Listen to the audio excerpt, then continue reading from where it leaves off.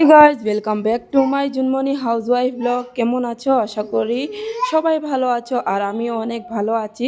আজকে সকাল সকাল কাজ সেরে আমি প্রথমে রিলস দিয়ে স্টার্ট করছি ব্লগটা। ওদেরকে খাইয়ে দাইয়ে পাঠিয়ে দিলাম স্কুলে আমার হাজব্যান্ডের সাথে।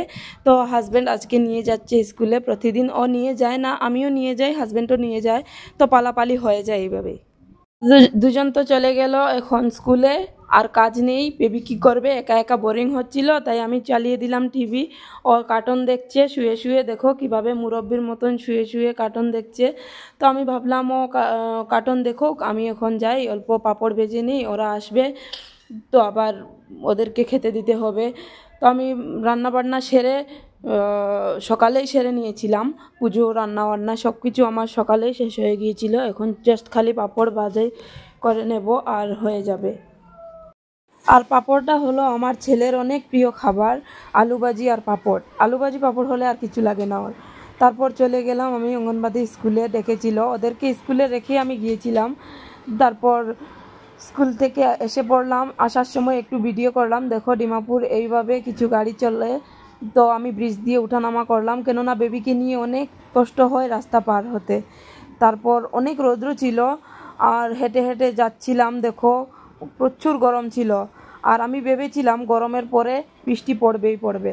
ঘরে এসে খালি জাস্ট কাপড়টা খুললাম, অনেক বৃষ্টি পড়ছিল। দেখো কিভাবে বৃষ্টি পড়ছে। তো আমি স্কুলে যেতে পারলাম না ওদেরকে আনতে, হাজব্যান্ড যাবে, ও রেনকোট লাগিয়ে নিল। তারপর বেবিদের জন্য, আমার বাচ্চাদের জন্য আবার রেনকোট সাথে করে নিয়েও গেল।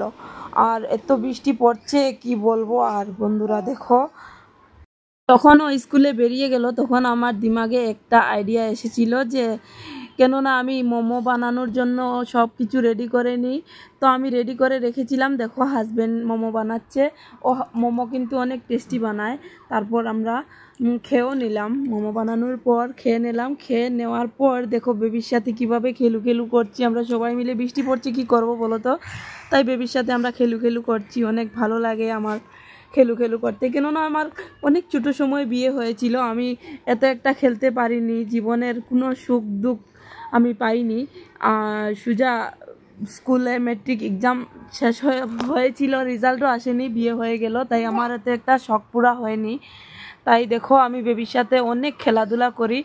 আশা করি আপনাদের ভালো লাগে, আর ভালো না লাগলেও আমাকে অবশ্যই কমেন্টের মাধ্যমে জানাবেন বন্ধুরা।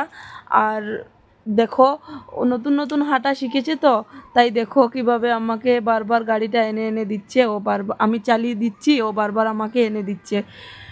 ও অনেক মজা করছে, আমি অনেক মজা করছি।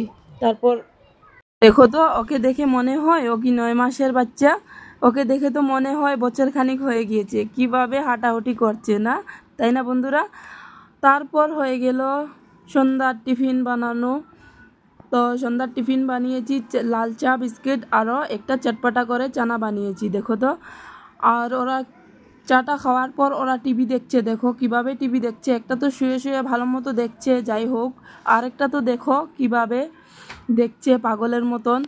যখনই দেখে ও এভাবেই টিভি দেখে, সুন্দর মতন টিভি দেখে না। তো কেমন লাগলো আমার এই ব্লগটা অবশ্যই আমাকে জানাবেন, আর আবার দেখা হবে নতুন একটা ব্লগ নিয়ে। তো সবাই ভালো থাকবেন, সুস্থ থাকবেন।